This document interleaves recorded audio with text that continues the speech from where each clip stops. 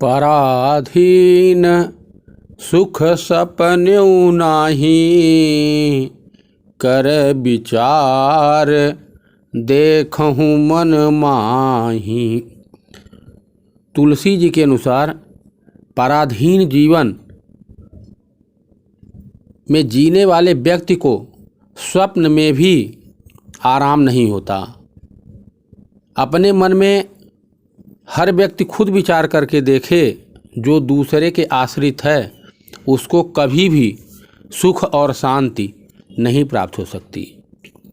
परमात्मिक रूप से भी अगर देखा जाए तो जो परमात्मा के भक्ति में नहीं है, जो आत्मा की भक्ति में नहीं है, जो अपने बस में जिसका विचार नहीं है, जो अपने विचारों के अनुसार अपने मन को कंट्रोल नहीं कर पा रहा है, वह संसार के विभिन्न विपत्तियों में पड़ जाता है।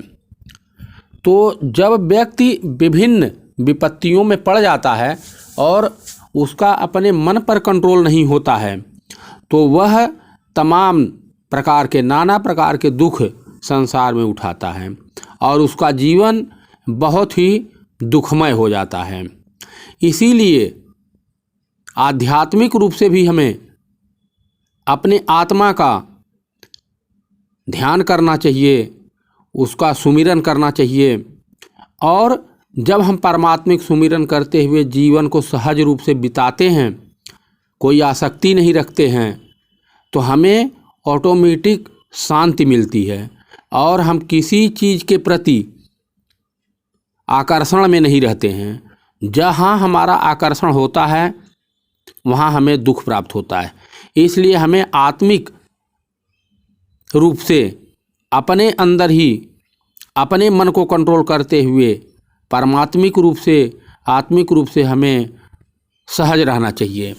इससे हमें सुख और शांति भी प्राप्त होती है और हमें किसी प्रकार की दिक्कत नहीं होती है। और समय तो निकल ही जाता है।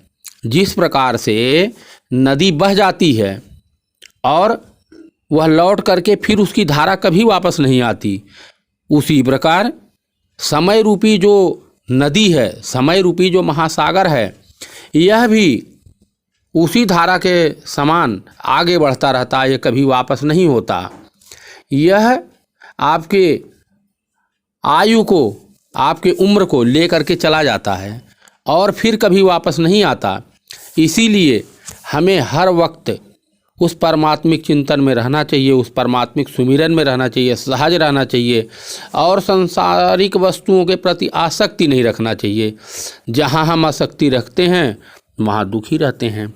अतः हमें आसक्ति से हीन होकर के सहजता का जीवन जीना चाहिए और परमात्मिक चिंतन में मस्त रहना चाहिए। इसी के साथ अपने शब्दों को विराम देते हैं। धन्यवाद।